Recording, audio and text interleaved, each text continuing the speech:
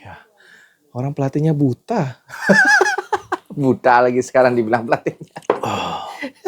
Apa sih? Kadang katanya kalau orang botak itu pintar, tapi Terus Ten Hag itu goblok. Bener goblok. aduh.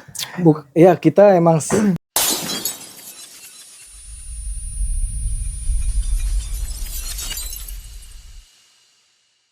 Wes.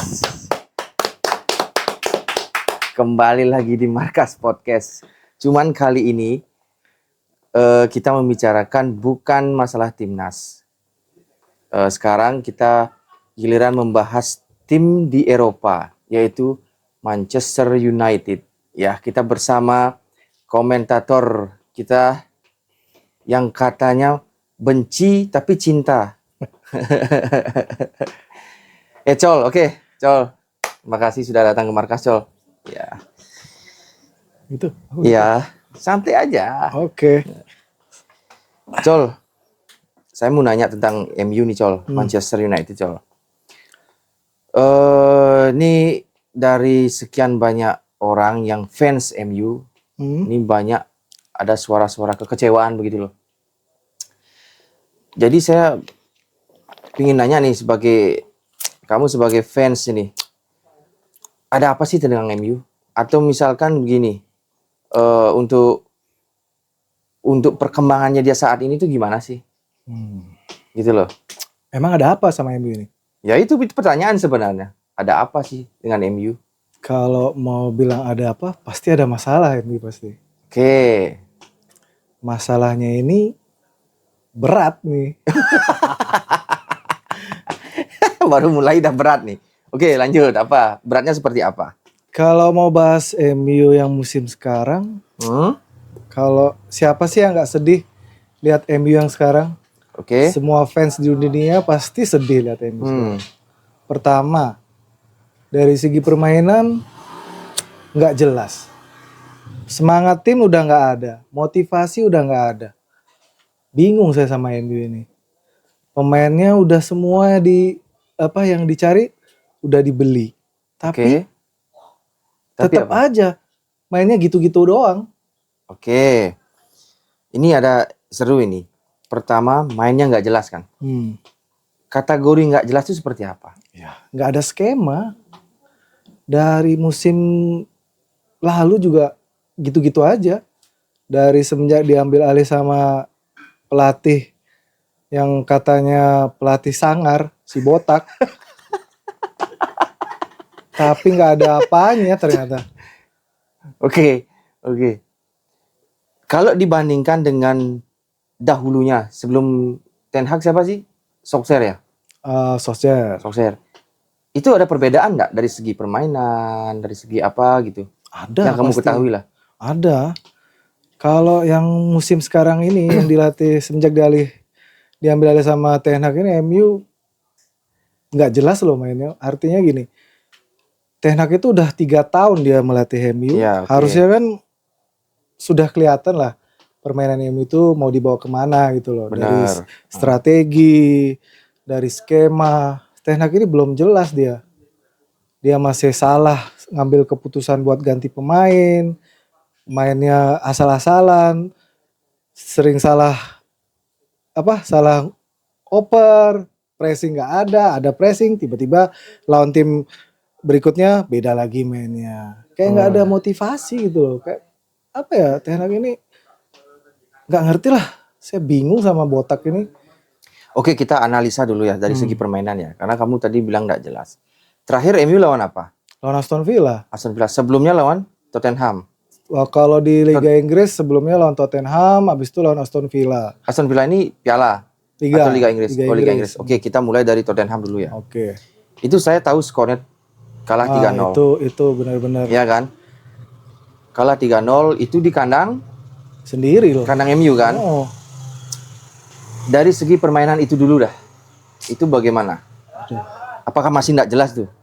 Itu paling parah itu waktu lawan Tottenham sebenarnya. Itu paling parah. Itu benar-benar saya sedih. Ini kan analisa menurut kamu sendiri kan ya? Ini analisa saya. Sedih banget lihat mainnya MU kemarin tuh. tumben-tumbennya saya lihat Tottenham itu di kandang MU bisa main setengah lapangan. MU itu kayak diajarin main bola gitu.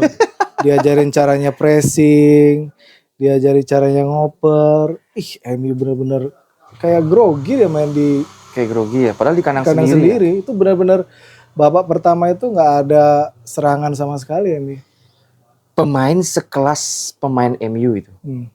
Kamu bilang grogi eh itu pemainnya yang grogi atau strategi yang salah itu? Nah, itu dia. Kalau saya dibilang pemain yang grogi, kembali lagi ke pelatih ya.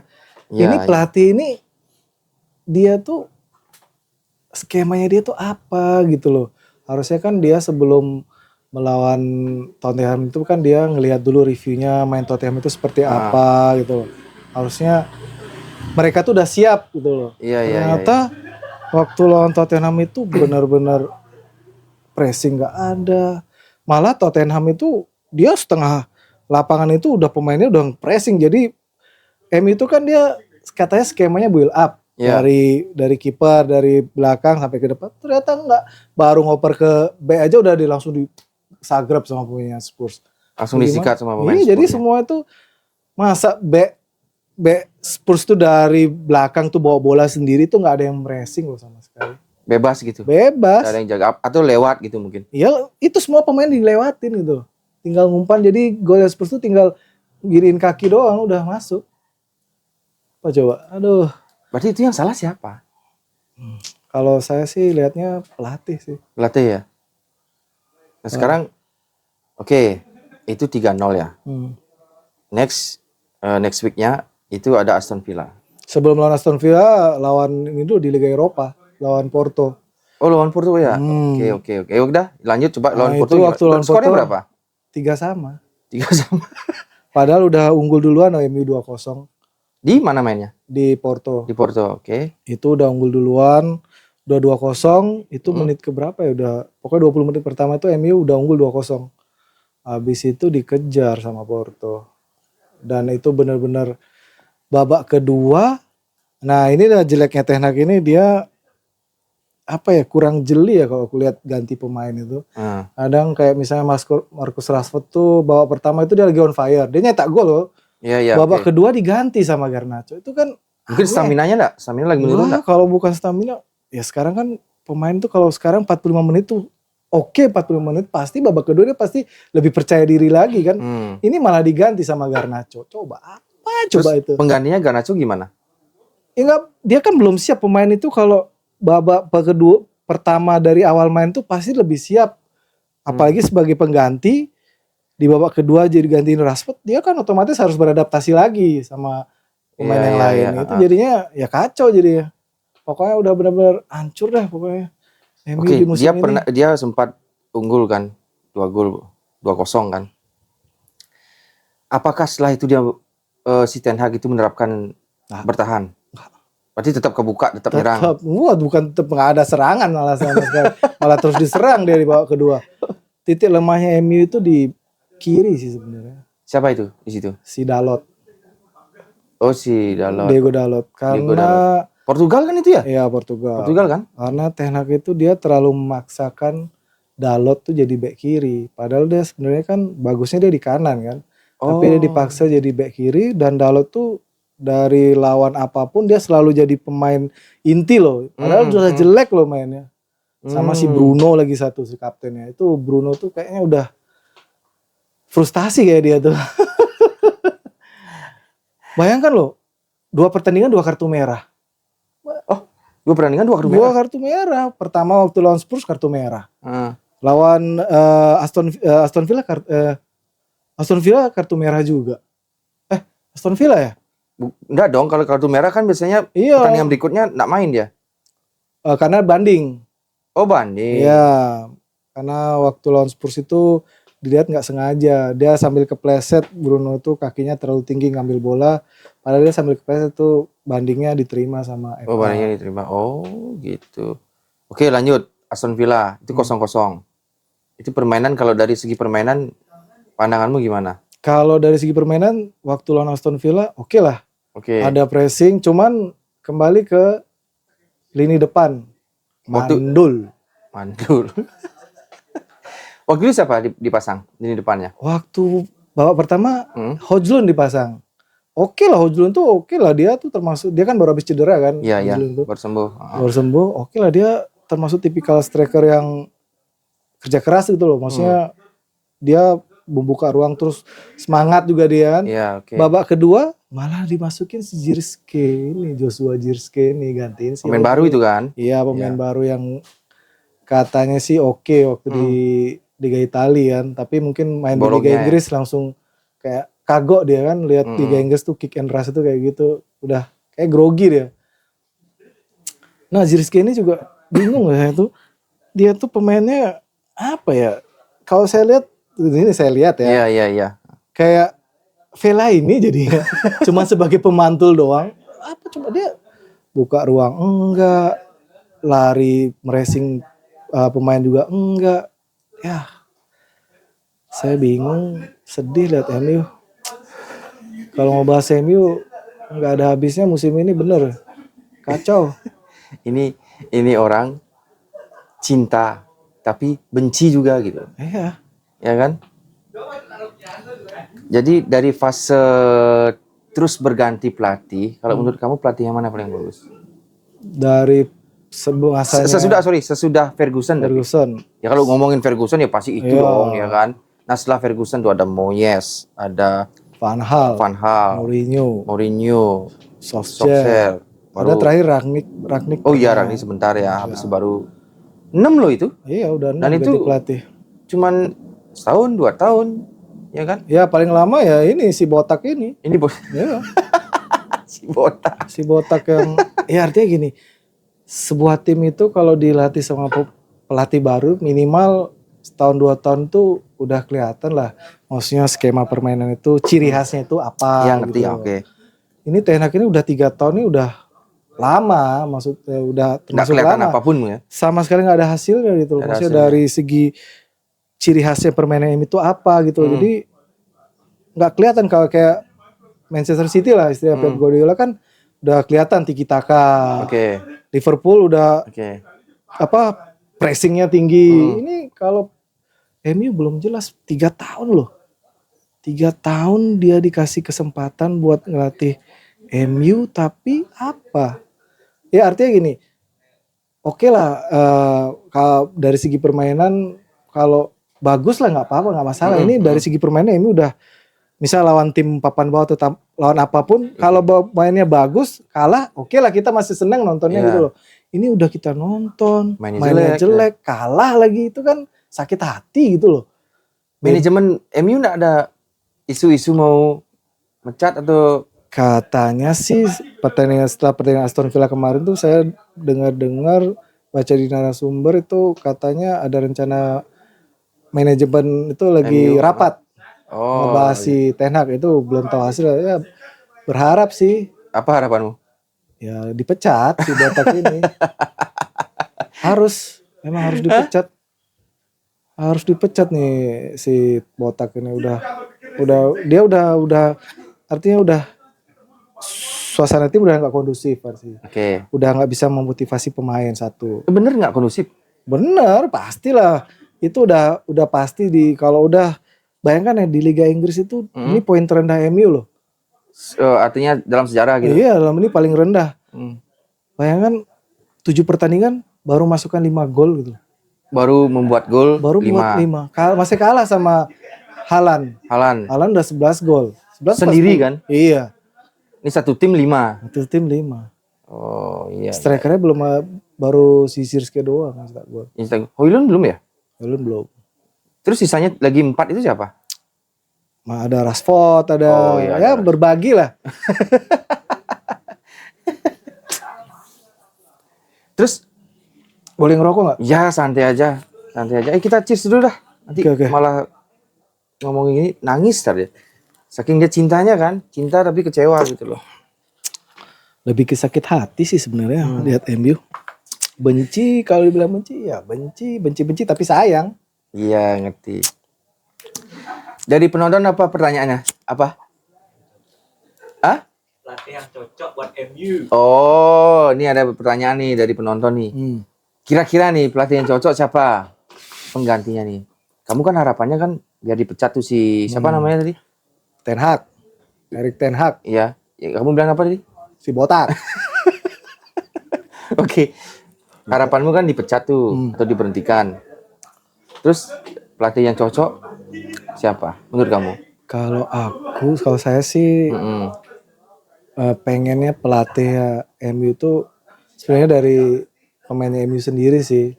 Oh, Dulu sempet sebenarnya Solskjaer kan Solskjaer udah bagus loh udah Solskjaer bagus itu. ya. Apalagi dia dapat Ronaldo. Itu sebenarnya Ronaldo tuh masuk tuh gimana sih ceritanya? Nah itu sebenarnya di musim keduanya. Apakah memang Solskjaer yang minta atau Wah, gimana sih? kalau yang saya baca, saya Oke, yang dengar, sepengetahuanmu kan, ya oke. waktu itu di transfer deadline terakhir itu Hmm? sebenarnya MU nggak ada ngincer Ronaldo sebenarnya, nggak ada, Sama sekali nggak ada nggak incer ada Ronaldo. dia pengen Oke. beli Ronaldo karena waktu itu dengar-dengar katanya City nawarin kontrak ke Ronaldo, City. Manchester City. Oke. Nah, MU tuh dengar gitu loh, ya dari segi gengsi kan MU kok bintangnya dia ditawarin sama City, takut nih MU, akhirnya ditawarin lah, disalip lah sama MU gitu loh. Dengan lebih tinggi, dengan transfer Kalau biaya soal lebih tinggi. biaya nggak tahu ya, tapi pada saat itu MU juga masuk negosiasi sama Ronaldo. Akhirnya Ronaldo milih MU. Pastilah dia milih MU. Iya, Nggak mungkin lah dia milih City sebenarnya. Cuman kalau menurutmu kalau seandainya MU itu nggak masuk ikut juga, itu kemungkinan ke City mau nggak dia kira-kira itu? Si Ronaldo. Kalau aku sih. Itu kan pasti sudah dia artinya secara agensi kan udah ketemu dia kan? Iya, agennya udah berhubungan sama City. Cuman pada waktu itu kan emang Ronaldo belum ada klub ya dia. Waktu itu udah ada klub ya.